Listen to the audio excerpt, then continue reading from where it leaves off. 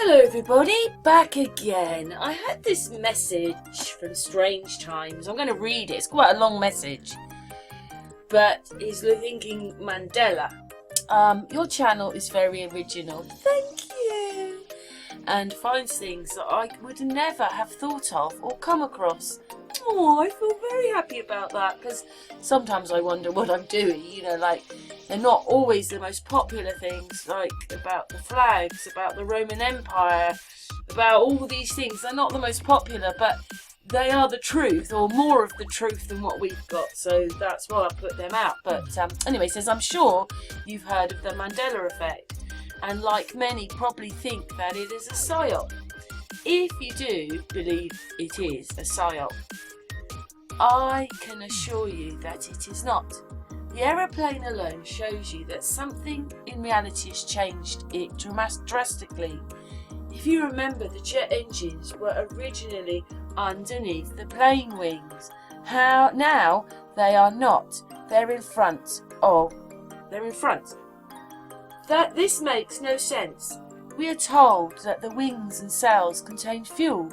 This now means that the heat caused by the burning of the jet fuel and extreme heat this would cause is under the wing, the same wing that contains the jet fuel. This is an extremely dangerous place to put the heat. It was never there before. It was always under the wing, expelling the heat harmlessly. Hang on a second. Expelling the heat harmlessly into the air behind it, which in itself caused the plane to move forward. This proves that planes do not run on jet fuel. They are running on some sort of free energy. As regards the Mandela effects, if you look back at plane development, you will see that the jet engine has always been at the front of the plane, whereas I and millions of others have always remembered that being under the plane wings. I hope you look into this fascinating subject. The Mandela effect is a real thing.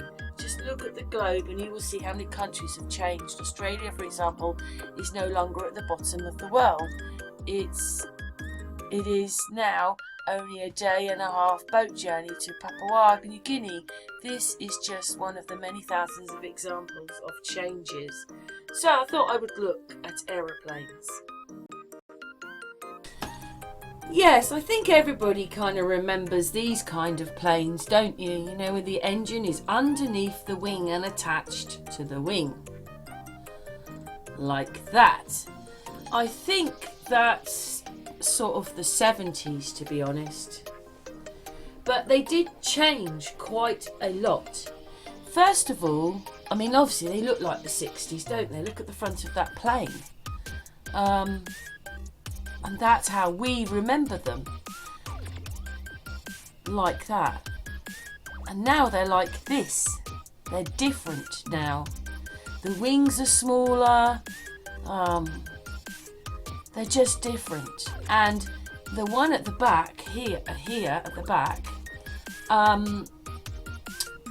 they were doing that in the 60s and 70s. So in the 1940s, planes looked like this. The propeller part was attached. It's all attached to the wing. It's all in the part of the wing. It's all part of one thing in the wing. Yeah, built into the wing. I mean, maybe they started off as petrol, realised it was so dangerous, gasoline, whatever it is, flying gasoline, creosote, whatever it is, and then they realised it was too dangerous, and then they changed them, because these are in the wings. These are what the little planes still probably look like, don't they? And now they're like this. Cantonar? That's it. The wing hangs, it's called cantonar, I think, something like that. It's attached at one end, so don't forget the wings are bouncing up and down. Yeah, and you've got one of those outside the window. And I do think that some of these got really big. I mean, they're not small, are they, anyway, but just so big, some of them. And then in about the 60s and 70s, they started putting the engines on the back of the plane. Oh, and engines look like that, like this. So they look a bit more Concorde-like. They were doing that in the 60s and 70s. So they did change it. And if the engines weren't there, they were on the back of the plane. That's what they liked doing in those days. I mean, you can tell it's quite an old plane, can't you? Like that. And that reminds me sort of Concorde, really. Yeah. And then I've noticed that, okay, that one's got engines at the back, but the wings aren't in the middle anymore. They're more towards the back of the plane. So the wings maybe have changed place with those engines. There you go, back of the plane, 60s and 70s. And then obviously they've changed them again. See, those are the back of the plane. Yeah, I just picked those pictures up so we, you know, those things are quite big as well, aren't they? Just so big. But yeah, they're attached to the wing now more than built into the wing. So there's this bit in here where he's put, you know, about how they're underneath the wings and they're not in front. This makes no sense because of the fuel, the heat and everything like that. So when you see something like this, so if masses of heat is coming out of this, why is all this so close to this? This has the hydraulics of the plane in it. This is what steers the plane up, down, whatever. So why is it, if heat is coming out of this, it's so close to these? Surely you would not put things that could spark and all that kind of stuff anywhere near the electrics and also the petrol of the plane. So I think that's all crazy. I do see that. I think it's all crazy.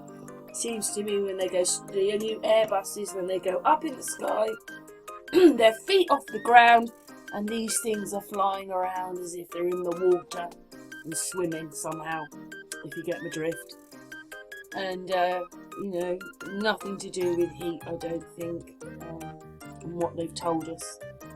And if there's no engines in the plane, then that thing that happened in 2001 couldn't have happened either then, because they used aeroplane fuel as the reason they came down. So it can't be that either then, can it? See? We're just so lied to.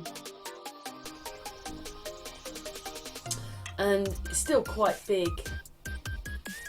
Yeah, look at that one at the bottom. And look how far out that one is. Wow. But that's what I think we're used to, is those kind of planes. That's what we remember, and they're now like this, and it's different. The engine sticks right out, doesn't it, on those? I mean, it does on them, but I suppose you wouldn't have seen them the same because they were under the wing, whereas the other ones come up over the wing. More like that, but attached. Anyway, what's your thoughts? Thank you very much for watching. Leave your comments.